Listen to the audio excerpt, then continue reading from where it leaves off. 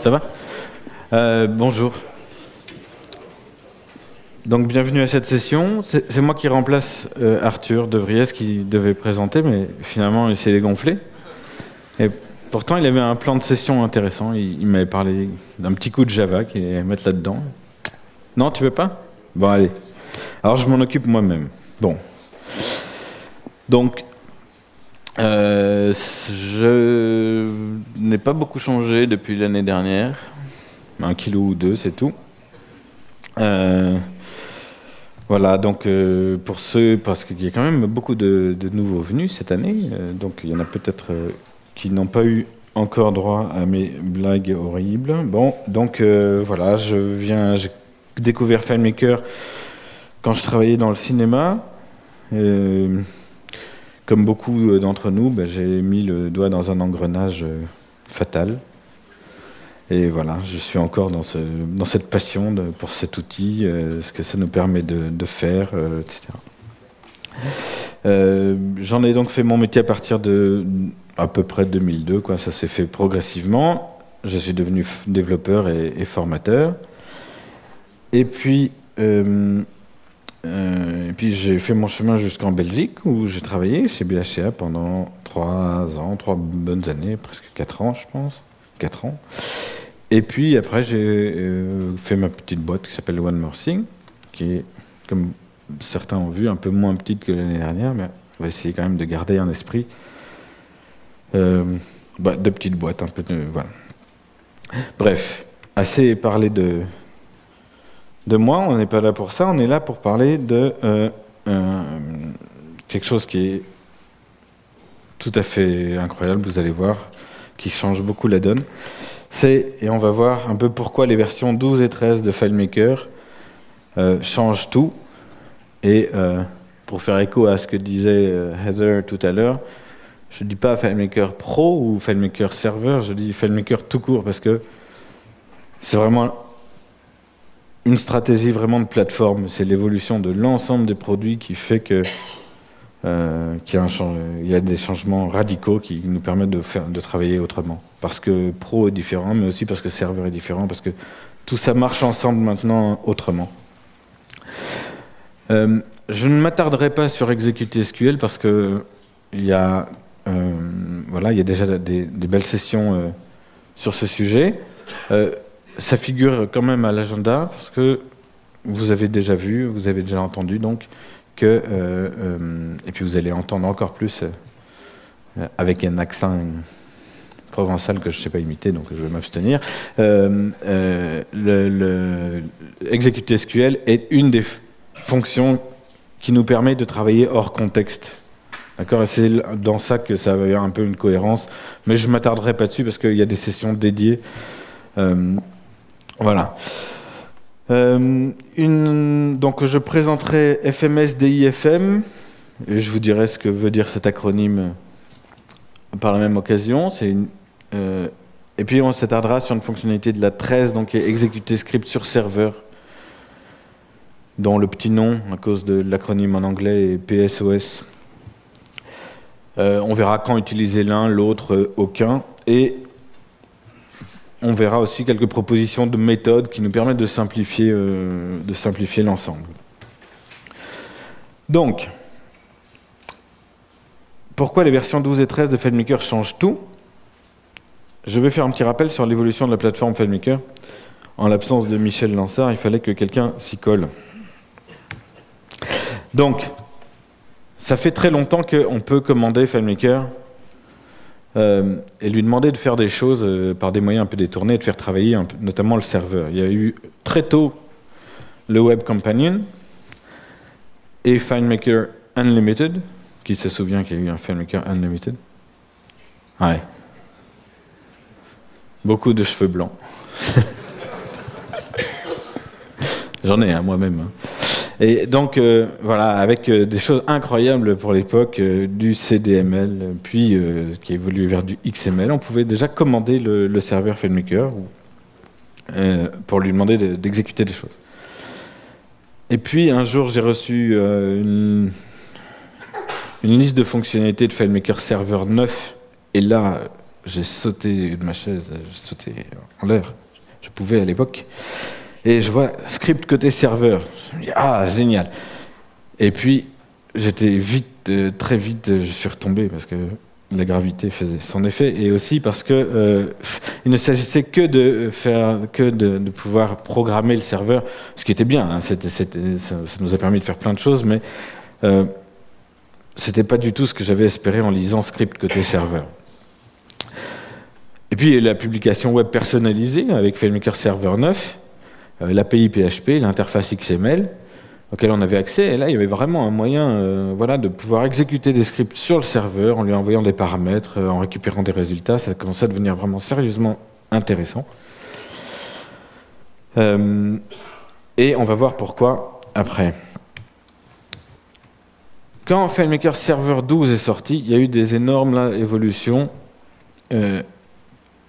Parce que, d'abord, il y a un petit stagiaire qui s'est pointé chez FileMaker. Le stagiaire s'est avéré être un génie. Il a réécrit, de fil en aiguille, pas tout seul évidemment, réécrit le Web Publishing Engine, qui est devenu super performant. Donc voilà, c'est pour ça qu'on voit maintenant qu'il supporte plus de connexions, etc. Enfin, ça a vraiment changé la donne. Le serveur lui-même est passé tout en 64 bits. Et puis, ce qui nous intéresse au plus haut point, il y a eu une modification un peu de l'organisation de l'architecture du serveur, et la partie qui exécute les scripts est devenue une composante séparée, ce qui, pour aller à la conclusion, en fait, permet donc au serveur d'exécuter des scripts sans pénaliser les clients. Donc ceux qui utilisent la même solution depuis un FileMaker Pro ou Go. Voilà. Donc, et puis avec Pro 12, il y avait insérer depuis URL. Alors insérer depuis URL, voilà, comme d'habitude, on vous donne une fonctionnalité, on vous dit, c'est chouette, vous pouvez retrouver, je sais pas quel exemple était fourni, mais bon, voilà, une page web, on peut même télécharger une image, voilà, c'est génial. C'est tout à fait vrai, mais concrètement, c'est quoi? C'est en fait, vous avez le moyen de passer une requête GET, depuis la 13 même en POST aussi, donc à n'importe quel web server. D'accord? Un web server que je connais bien, enfin, quand je dis web server, je résume, c'est FileMaker Server. Moi, j'aime bien travailler avec FileMaker Server, je ne sais pas si vous connaissez. Et donc, il répond à des requêtes web depuis qu'on a vu, il y a une API XML PHP. Et donc, je me suis dit, ah oui, mais du coup, on peut, là maintenant, depuis le client, sans plugin, sans rien, aller demander depuis le client au serveur d'exécuter une tâche. Ça, c'est super intéressant. Et on peut même récupérer le résultat. Et donc, vous verrez que ça mène à FMS DIFM que j'expliquerai tout à l'heure. Et puis, il y avait exécuté SQL, dont je ne parlerai pas à cause de mon accent provençal. Non, je me mélange, mais finalement, c'est un truc comme ça. En FileMaker Pro et Server 13, eh bien, il y a, ça y est, c'est officiel, c'est dans le produit, exécuter un script sur le serveur.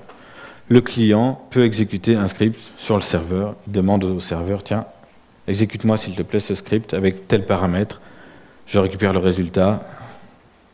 Fantastique. D'accord? On verra qu'il y a des points moins fantastiques, mais bon, on va aborder ça dans le cœur du sujet. Ok? Voilà donc pour l'évolution de la plateforme. La présentation de FMS DIFM. 3 ans d'expérience qui font la différence. Et donc, pourquoi? Donc, en effet, voilà, je suis un peu fondé à vous parler de ça parce que nous, ça fait 3 ans et demi maintenant, depuis la sortie de FileMaker 12, qu'on travaille avec cette stratégie de délégation au serveur. Donc, on a effectivement une certaine expérience. Et donc voilà, je vais vous montrer donc cette technique qui était jusqu'à la 13, donc la seule qu'on avait. Maintenant, il y a la 13 avec ce Perform Script on Server, ce qui fait qu'on en a 2, et du coup, ça pose plein de questions, l'une, l'autre, etc. On va y venir après. Donc, en gros, qu'est-ce que c'est? Ah oui, slide. Voilà. Donc, je suis ici sur un fichier FileMaker qui se trouve à Bruxelles. D'accord, sur un serveur très performant dans un data center très performant, mais loin, enfin vous connaissez FileMaker, voilà, les connexions, les ralentissements sur le réseau WAN, etc.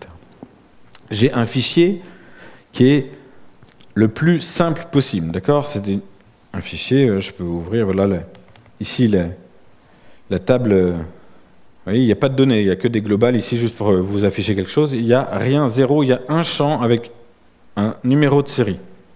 D'accord? Mais il n'y a pas de dépendance, il n'y a pas de calcul, il n'y a rien que dalle, pas d'indexation, rien. Ok? Ça, c'est le principe de base. Je ne vais pas aller dans le détail des scripts, mais je vais exécuter un script qui va créer des enregistrements. J'ai 0 enregistrement. Ok? Je vais exécuter un script maintenant, comme on le fait classiquement. Voilà, je vais simplement faire une boucle qui va créer 3 enregistrements. Voilà. Ça met 1 seconde et presque et demie. Bon, c'est long, pas long, je sais pas. Enfin, en tout cas, c'est pas immédiat, mais ça va, pas de catastrophe. Je vais créer 100 enregistrements. J'ai soif. Là, Steve Jobs boit dans ces cas-là. Ouais, buvez, pardon. Ça y est? Non?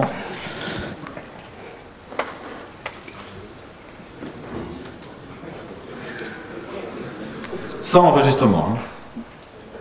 Hein. Pas de relation, pas de jointure, rien, que dalle. Combien? 26 secondes. Ok? 1000. Non, je rigole. J'ai pas si soif que ça quand même. Allez, suppression.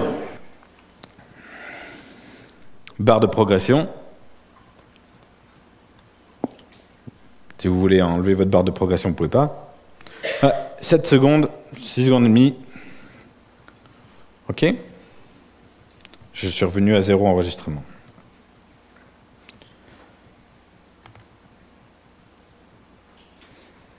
Une seconde. Sensiblement le même temps que quand je le fais en local.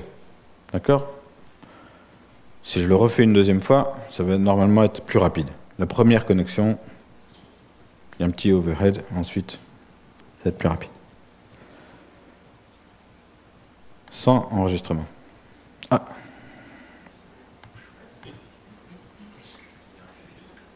Vous voyez, j'ai bien créé les enregistrements, ils sont là. Hein. Allez, 1000. Ah. Ok? Maintenant, je vais supprimer non pas 103 enregistrements, mais 1106. Hein. Voilà. Ok? Donc, vous comprenez de quoi on parle. Et après ça, on me dit que FileMaker 12 est lent. Moi, je suis désolé, mais j'ai jamais vu un truc aussi rapide. Alors,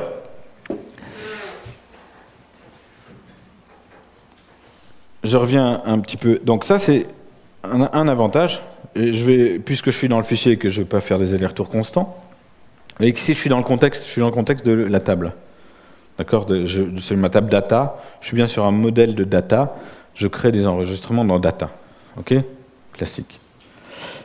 Un avantage dont je vais longuement reparler après, mais je vous le montre dès maintenant, c'est que je peux être dans n'importe où, là. Décontextualise, je suis sur mon graphique des liens. Je suis n'importe où, quoi. Je suis ici, là. C'est-à-dire un autre contexte, d'accord? Non lié à mes datas. Ok? J'ai rien fait. Ok? Je fais la même chose. Ici, ça va pas marcher, bien sûr. Enfin, il faudrait alors que je change de contexte, que je crée mes enregistrements, puis que je revienne, d'accord? Classique. Sauf que là, non, je peux toujours créer, tiens, 1000, parce que j'aime bien 1000, c'est rigolo. Hop, voilà. Pareil, même chose. J'ai pas bougé de contexte. Hein. Si je regarde mon script, c'est exactement le même. Je me suis pas occupé d'aller à un modèle, de revenir au modèle, etc. D'accord? J'ai travaillé hors contexte. J'ai juste demandé à mon script, tiens, crée-moi 1000 enregistrements dans la table data. Et je m'en fiche de savoir où je suis maintenant. Ok? Allez, je reviens Voilà le principe de fonctionnement de FMSDIFM. FMSDIFM, c'est peut-être utile que je vous explique cet acronyme. Alors, je suis très mauvais pour trouver des noms aux produits ou aux autres technos. Donc, voilà, je suis désolé, ne riez pas. Ça veut dire FileMaker Server, do it for me. Bon, ouais. J'ai pas d'ingénieur marketing. Bon. Donc, le problème, c'est que c'était déjà, j'avais déjà le même problème quand je travaillais pour le cinéma. Mais ça posait plus de problèmes. Alors, le principe général, c'est quoi? J'ai FileMaker Pro qui exécute un script, d'accord? Et puis, pour des raisons et de sécurité et de commodité, ce qu'il va faire, c'est qu'il va créer un enregistrement dans une table de requêtes, d'accord? Pourquoi on ne veut pas passer tout dans l'URL là? Parce que d'une part, FileMaker ne nous le permettait pas, maintenant ça pourrait, mais à l'époque de la 12, c'était pas possible. Et un problème de sécurité, il y a un problème d'encodage des caractères, etc. Et voilà. Donc il vaut mieux créer un enregistrement qui dit, avec un paramètre en fait, un paramètre de script aussi complexe que ce qu'on veut, avec autant de données que ce qu'on veut. Attention, j'ai bien fait 2 pavés, mais n'oubliez pas, on travaille là dans la même solution. C'est pas une synchronisation entre 2 systèmes, un qui serait sur le serveur, un qui serait sur le client. On est dans un environnement connu, normal, de base de données centralisée sur un serveur. Il y a le client qui travaille dessus, il y a le serveur qui travaille dessus, mais on n'est pas dans un schéma synchronisation, pas du tout. Donc, je crée un enregistrement dans la table requête, d'accord? Puis je vais ici, et je me sers de insérer depuis une URL pour juste appeler le serveur et lui dire, tiens, je t'ai mis un enregistrement, numéro tant, le ticket, si tu peux le traiter, ce serait sympa. Le serveur, à ce moment, lui, il reçoit, via le Web Publishing Engine, il reçoit un appel, une requête, il dit, ah ouais, ok, il faut que j'exécute tel script, et le seul truc qu'on lui donne, c'est un token, en fait, donc le numéro de ma requête, si vous voulez. Il dit, bon, je vais commencer à exécuter ce script, je vais aller chercher l'enregistrement requête, d'accord? Ah, qu'est-ce que c'est ça? Ok, donc c'est un steak, 2 frites, machin. Je vais l'exécuter.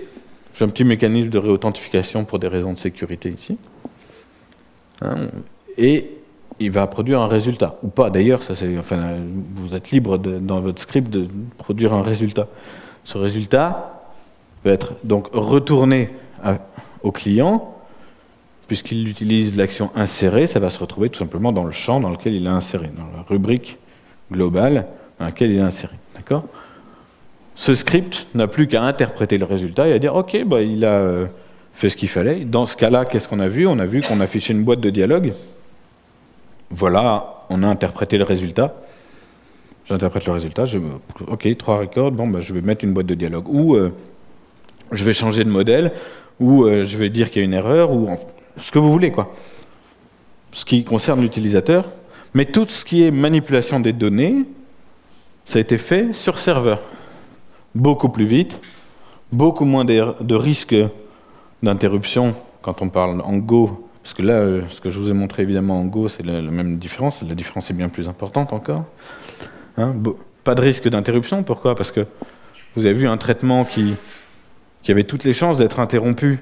Parce que créer 1000 enregistrements en un quart d'heure sur un téléphone qui peut sonner à tout moment, tomber en panne de batterie, etc., ça va arriver tout le temps. Alors qu'un processus qui dure une fraction de seconde, il va être moins interrompu. Donc il y a beaucoup moins de problématiques de ce type-là. Ok, donc voilà le schéma. Je le remontrerai après, quand on aura vu le mécanisme où on peut aller regarder les scripts si vous voulez. Donc, j'ai fait un petit test de performance. Pour être exact, c'était pas sur ce fichier-là, c'était sur un autre fichier que j'utilisais avant pour le démo, mais le principe est le même. Voilà les temps qu'on avait mesurés dans une utilisation donc classique, avec des scripts comme on les connaît, en local. C'est-à-dire vraiment, voilà, j'ouvre mon fichier avec FileMaker Pro. Non, pardon, excusez-moi, c'est pas vrai. Je l'ouvre sur le serveur qui est sur la même machine. D'accord ? Ou en Go, je l'ouvre directement sur... voilà, je mets la solution sur la machine. Donc voilà, j'avais une création d'enregistrement, 0 secondes en Pro. Pro, c'est rapide. Ou alors c'était le Mac qui était rapide, je sais pas. Et Go, 4 secondes, bah, c'est pas génial, mais ça date encore. Hein. J'avais encore peut-être, je sais pas, un Nokia. Ah non, ça marche pas. Je sais pas, bref. Non, c'est des tests qui datent un peu, c'est pas grave, c'est l'ordre de grandeur qui est intéressant. LAN, 3 secondes, 10 secondes. Là, ça commence à être important, Go, hein, 10 secondes pour créer 1000 enregistrements. One, connexion One, 10 secondes, 22 secondes. Vous pourrez évidemment avoir des résultats tout à fait différents selon le réseau, votre configuration. Moi, je fais ça, voilà. Ça, c'est des mesures qui sont faites en une fois, donc elles sont intéressantes, mais on pourrait avoir des résultats assez différents. Et puis, ce que j'ai mis, artefact, c'est des effets visuels indésirables, comme la barre, par exemple, de progression, qu'on ne peut pas enlever quand on fait la suppression d'enregistrement. D'accord, des choses comme ça. C'est spécialement pas agréable en Go.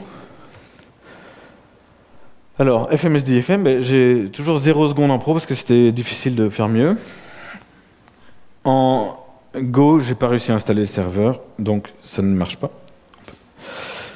Sur un réseau LAN, toujours 0 secondes. 2 secondes chez Go, plus rapide qu'en local. D'accord? C'est le serveur qui travaille, plus rapide que si j'ai la solution sur le téléphone. En WAN, toujours 0 secondes, versus 2 secondes. D'accord? Autrement dit, vous avez une courbe qui est totalement plate. D'accord? Il n'y a aucune... Le temps d'exécution, c'est juste adresser une requête à un serveur et puis recevoir le résultat. Donc c'est rien. Toute l'exécution, elle est faite sur serveur. Évidemment, si je crée 1 million d'enregistrements, c'est là où ça va changer, parce que le serveur, lui, va mettre plus de temps. Mais la différence entre créer 1 million d'enregistrements ou créer 100 enregistrements sur le serveur va être bien moindre que si je le fais sur le client. D'accord? Et puis, effet secondaire, hop, on n'a plus ces barres de progression. OK? Je remets le même truc, parce que je pensais sinon j'arrivais pas à tenir 1 heure. Non, c'est juste pour que vous l'ayez bien en tête, et je vais la traduire ensuite en termes... Ça, c'est les actions qu'on a en FileMaker, et je vais le traduire en termes techniques, parce qu'insérer depuis URL, bah, qu'est-ce que c'est, etc. Voilà. En fait, c'est très simple. Pro adresse une requête HTTP en utilisant insérer depuis URL. Le serveur retourne une réponse XML. Puisqu'on se sert ici de l'interface XML, qui est la plus simple, la plus rapide. Voilà. OK? C'est super simple. Attention, il y a des choses qu'on ne peut pas envoyer au serveur. Le serveur, lui, il va travailler sur une nouvelle session. Donc, vous ne lui communiquez pas des informations sur votre session, sur votre environnement. Les fonctions d'obtention, par exemple, bah, elles ne vont pas savoir qui vous êtes, quel est le compte, sur quel modèle vous êtes. C'est un avantage, mais c'est aussi un truc auquel il faut faire attention. Elle ne connaît pas vos variables, elle ne connaît pas le contenu de vos globales, etc. D'accord? Ce sera la même chose avec Perform Script on Server à une très importante nuance près, c'est la notion de compte. Perform Script on Server, lui, passe l'authentification. Il exécute le script avec votre compte, vos droits. Donc là, c'est un gros avantage de Perform Script on Server par rapport à cette solution. OK? Donc les avantages. Ben, les scripts qui sont fournis avec FMSDIFM, c'est toujours le même. C'est un ensemble de scripts, mais il n'y a pas besoin d'y toucher. Donc c'est très facile à utiliser. C'est relativement facile à débugger. Il y a un mode debug, il suffit d'appuyer sur majuscule pour que le script s'exécute côté client. Donc on peut le débugger, parce que le débugage des scripts côté serveur, c'est un sport. La compatibilité des actions, c'est Web Publishing, ce qui peut être vu comme un avantage ou comme un inconvénient, parce que, voilà, selon le cas. gros avantages, je ferai ensuite un petit tableau récapitulatif de FMSDIFM sur Perform Script on Server, c'est que il est récursif, bien que ce ne soit pas le terme exact, mais c'est-à-dire que on peut très bien avoir un script déclenché par FMSDIFM qui va lui-même faire appel à FMSDIFM. D'accord? Ce que malheureusement Perform Script on Server ne permet pas. Ça, c'est très très important. Un autre avantage, c'est que c'est gratuit et open source depuis 3 ans et demi. Donc.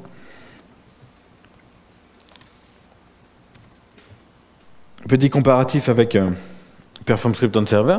Donc, je ne vends pas ma soupe parce que, comme je vous ai dit, c'est open source et gratuit.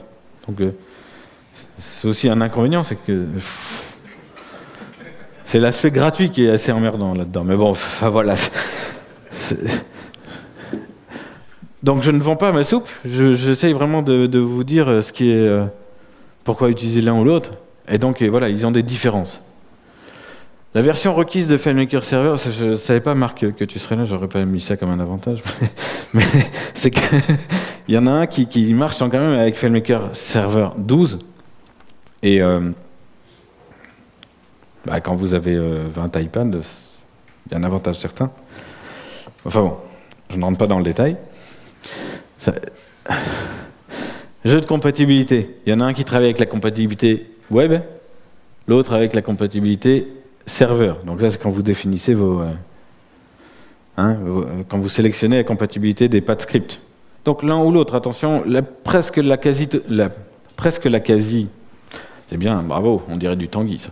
Donc la quasi-totalité des actions de script compatibles web publishing sont aussi compatibles serveur.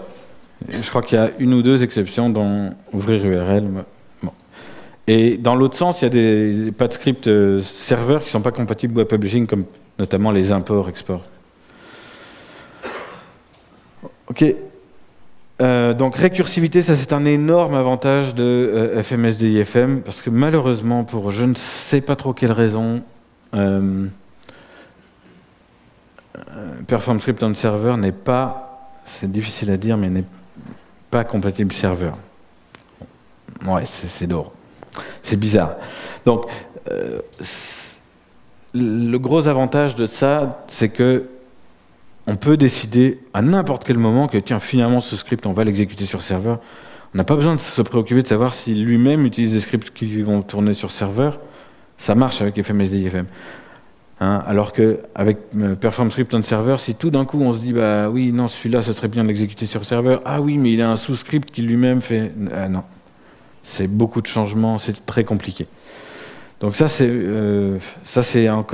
un énorme avantage de FMSDIFM. Donc, une différence, FMSDIFM, parce qu'il passe par le Web Publishing Engine, ne va pas exécuter votre script de démarrage. Donc ça, c'était quelque chose qui revient très souvent sur les forums. Perform Script on Server, tiens, tout d'un coup, d'abord c'est lent, et puis j'ai plein de problèmes dans mon log. Non, c'est pas lent, c'est juste que Perform Script on Server, comme les programmes que vous configurez sur le serveur, exécute le script de démarrage. Faites un test au début du script pour dire non, si c'est le serveur, tu sors, et alors vous allez retrouver la performance. D'accord ? Donc, c'est... voilà, une fois que ça c'est connu, c'est plus vraiment un avantage d'un côté ou de l'autre, mais voilà. La performance, j'ai mis fantastique et formidable, parce que selon les cas, un jour je vais faire un test, il y en a un qui va être légèrement mieux, l'autre, j'arrive pas à me décider. Bref, ils sont tous les deux très performants, en gros c'est le même moteur, mais voilà. On note selon les cas des différences. Par exemple, si je veux faire ici, je vais avoir l'un qui va être plus performant que l'autre, alors que si je le fais depuis un autre endroit, je vais tomber sur quelque chose de différent. Et honnêtement, ma connaissance des couches réseau n'est pas suffisante pour vous donner une explication valable. Donc voilà, en gros, c'est quand même des performances qui sont tout à fait comparables. Ne pas attendre la fin. Donc ça, c'est une option de Perform Script on Server qui est génial, c'est-à-dire que là on peut déclencher une action sur le serveur et ne pas attendre de résultat. Comme l'autre utilise insérer, il attend forcément le résultat. D'accord ? Et ça c'est vraiment un gros avantage. Ça fait que, y compris, j'y reviendrai après, mais pour des déploiements, parfois vous n'avez même plus besoin de configurer des scripts serveurs. Ce qui sont parfois un peu... Enfin, selon les configurations, mais parfois c'est des clients eux-mêmes qui administrent leur serveur.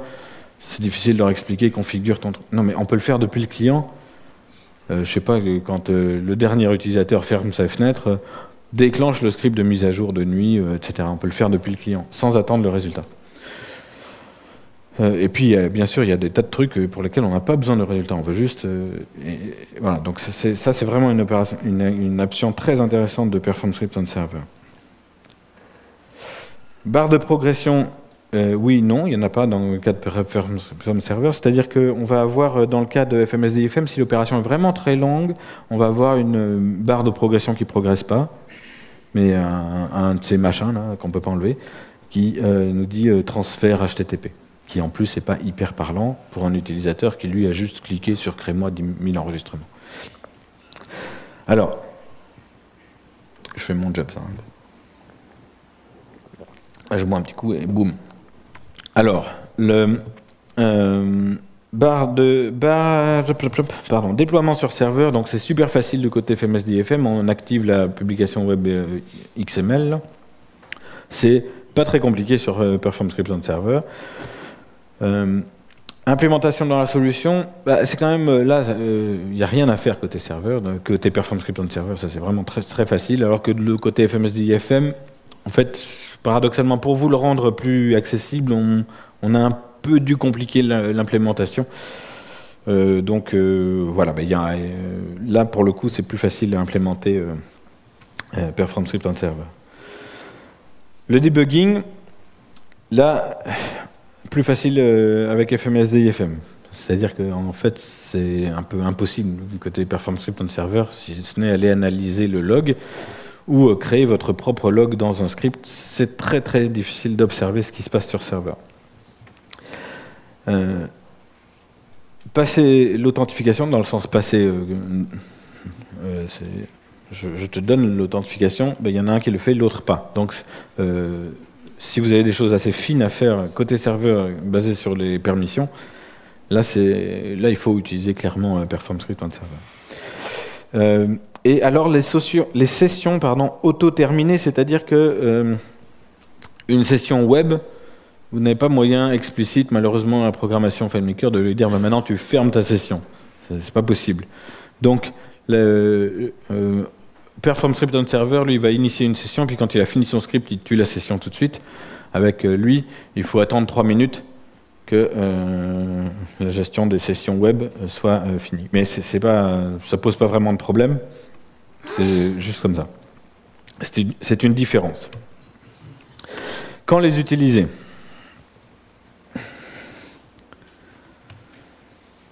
Alors, bien sûr, la première idée, c'était améliorer les performances. Donc vous avez vu que pour WAN, dès qu'on est sur un réseau WAN, c'est super important. J'imagine que John vous a fait plan de WAN tout à l'heure. Oui ? Il vous a dit plan de WAN. Non ? Il n'a pas dit ? Ah oui, il a dit, ça va. Sinon, ce n'était pas une session de John Sasser. Et donc voilà, c'est bien sûr bien plus performant. Mais il y a aussi donc l'aspect, on n'a plus toujours besoin de programmer des tâches serveurs, on peut le déclencher directement depuis le client. Mais avant tout, et ça je dirais que c'est un peu un effet secondaire, puisque c'est pas ça que je recherchais à l'origine, mais c'est un effet secondaire qui surpasse le premier effet, c'est que ça simplifie.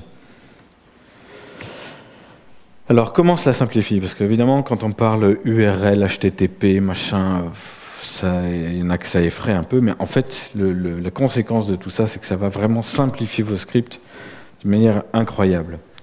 Pourquoi ? Parce que ça sépare de manière naturelle, de manière évidente, dans vos scripts. Si vous regardez vos scripts, si vous analysez vos scripts que vous avez aujourd'hui, qui sont longs comme le bras, vous allez constater quoi ? Vous allez constater que FileMaker vous pousse un peu à mélanger ce qui est traitement de données, interface, je fiche ma fenêtre, je mémorise mes onglets, je fais attention que l'utilisateur ne voit pas ce que je ne veux pas qu'il voit, etc. etc.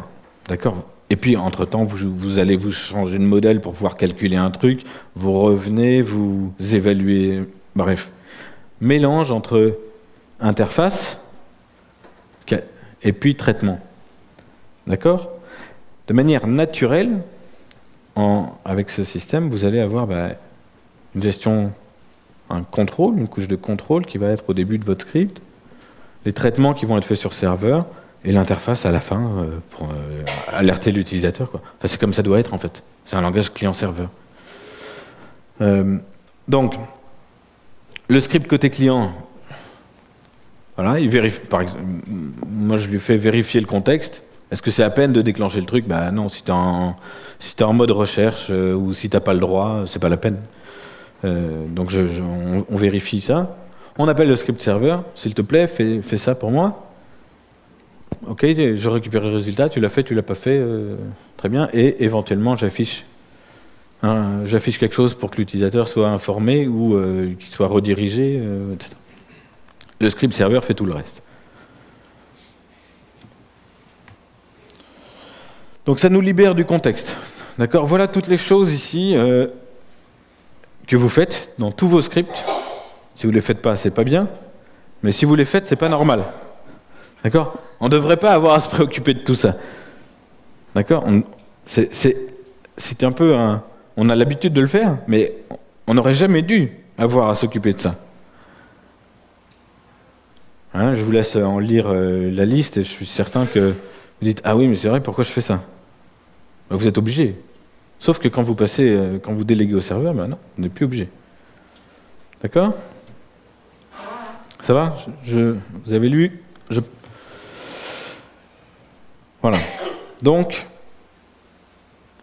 maintenant, je vais vous faire une petite proposition de méthode qui concerne, je ne sais pas du tout où j'en suis dans le temps. Je ne sais pas à quelle heure ça a commencé non plus, donc je suis bien avancé. Bon, on verra. Hein. Après, s'il me reste du temps, je compte sur vous pour poser plein de questions. C'est un quart d'heure. Ah, il va falloir que j'aille doucement alors. Ah, avec question-réponse, d'accord, merci. Mais je peux faire en italien, en fait, c'est beaucoup plus difficile en italien. J'aurai toujours un truc à vous raconter si jamais j'ai du temps. Donc, j'ai fait... Donc ici, c'est un autre fichier qui se trouve sur le serveur qui est sur cette machine, comme ça.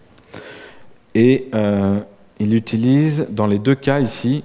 Ouais, je ne vous ai pas du tout montré le code de FMSD-IFM. Vous voulez que je vous montre un peu ? Non, ok, ça va.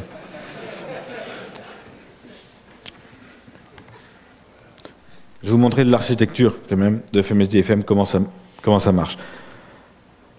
Script personnalisé, c'est-à-dire votre script. Okay, il fait le contrôle. Il appelle un script côté client qui s'appelle FMSD-IFM client, avec un paramètre que vous structurez comme vous voulez. Nous, on utilise un pseudo XML, là, mais ça, c'est... Vous faites comme vous voulez, vous le structurez, vous ne changez pas vos habitudes. Celui-là, il s'occupe de tout, hein, en gros. Il s'occupe d'appeler le serveur, de retransmettre ensuite le résultat au personnalisé. Le script serveur, il reçoit la commande, et puis il passe dans un script dispatcher qui est exécuté côté serveur, mais que vous, là, vous devez un peu configurer pour dire si c'est telle commande, je dois faire ça, si c'est telle commande, je dois exécuter tel script, etc. D'accord ? Donc ça, vous devez le configurer, c'est-à-dire ajouter des si, quoi. Et puis, vous avez votre script côté serveur qui est exécuté, qui renvoie un résultat, et puis le résultat remonte la chaîne et il retourne là-bas. Ok ? Donc, la partie que vous avez à modifier, c'est exactement la même chose qu'avant. Le seul truc que vous devez ajouter, c'est une condition ici pour dire, bon, ben, dans telle commande, c'est tel script que je veux être exécuté. Mais en gros, ça ne change pas vos habitudes, ça change par contre la manière dont vous structurez vos scripts. Pour Pair from Script on Server, c'est un peu différent. On pourrait avoir le même type de stratégie. Je pense que Vincenzo, qui doit parler des scripts serveurs aussi, a des bonnes propositions là-dessus. Donc en gros, vous avez un script personnalisé côté client et un côté serveur. D'accord ? La seule chose qui est vraiment importante, c'est que, attention, il faut prévoir le cas où le script est déjà exécuté côté serveur. Et dans ce cas, malheureusement, comme je vous disais, il ne peut pas utiliser Perform Script on Server. D'accord ? C'est une grosse limite dans la pratique. Donc, voilà une proposition de méthode. Ici, j'ai 2 scripts qui font des choses hyper différentes. Il y en a un qui va prendre un paramètre, donc ils prennent un paramètre qui est le texte, le texte dans le champ paramètre. Vous le voyez ? Ça mérite un zoom tellement c'est une belle interface quand même.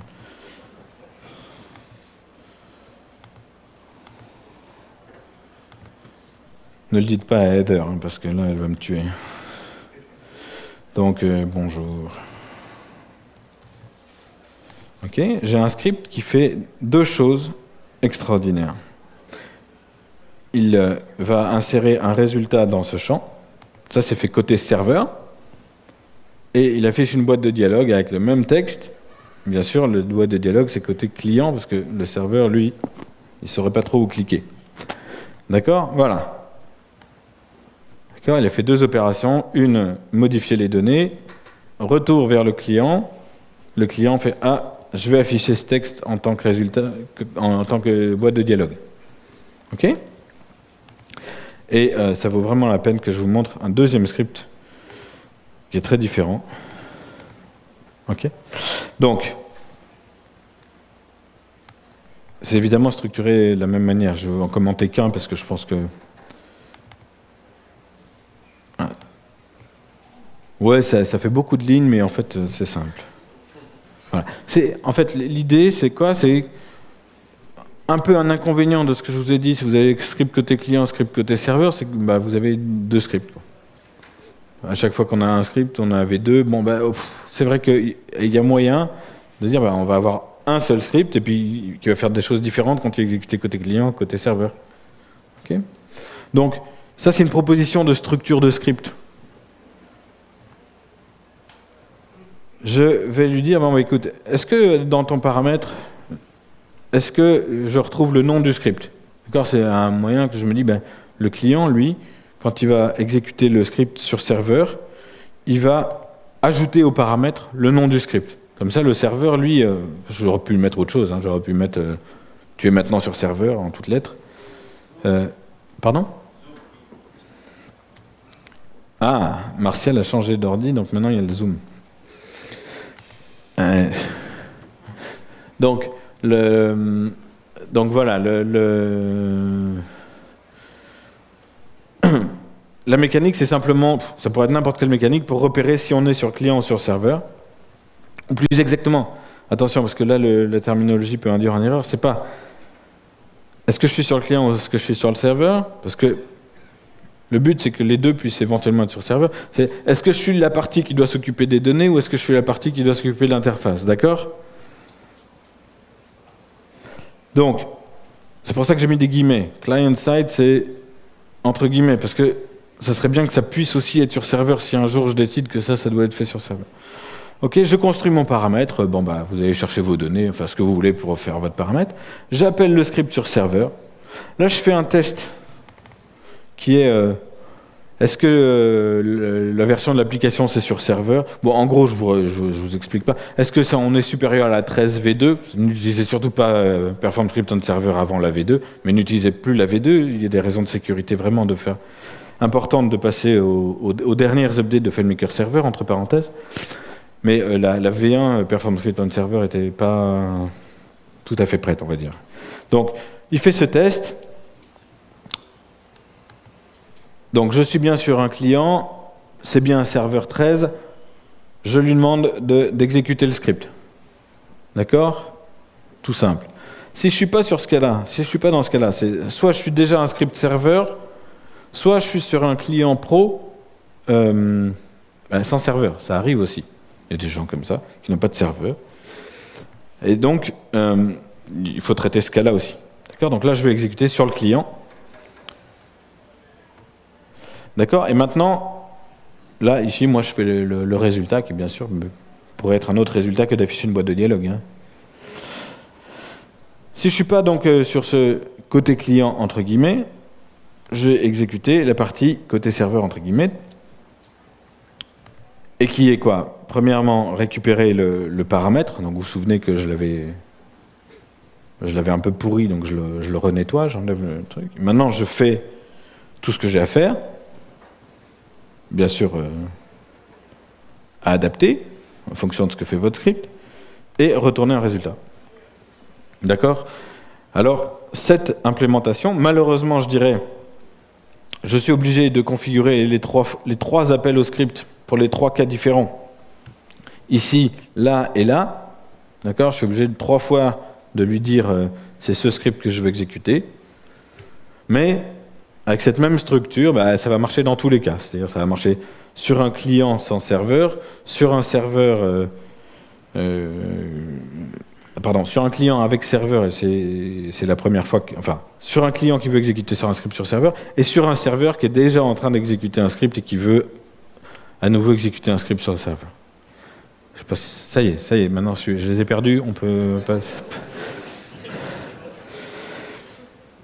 Si, era molto più chiaro. Bon, voilà. Alors, non, parce que j'ai présenté cette session la semaine dernière en italien, ce qui est... À Bologne, il y a une conférence à Bologne. En soi, c'est banal. Le seul détail qui tue, c'est que je ne parle pas l'italien. Mais voilà. Ouais. Comme je disais à Marc, je vais donner des munitions pour longtemps, là. Pour qu'il puisse se fiche de moi. Bon, voilà. Si j'en crois mon keynote, c'est la fin. Non, il y avait des ressources. Donc, FMSDFM, c'est comme je vous disais, disponible sur notre site depuis longtemps, avec des explications, le fichier, enfin tout ce que vous voulez. Et il y a aussi... c'est marrant, en fait, je trouve qu'il y a assez peu de littérature sur Perform Script on Server, de retour d'expérience. Soit c'est moi qui ne sais plus chercher sur le web, soit je trouve qu'il y a assez peu de choses. Mais il y a notamment un article de blog intéressant sur Beeswax de notre ami Vincenzo, je crois, qui doit présenter une session sur un sujet voisin demain. Voilà. Et avec des propositions intéressantes, j'ai essayé de ne pas trop marcher sur ces plates-bandes. Je vous conseille vivement sa session. Et voilà. Et ensuite, questions-réponses.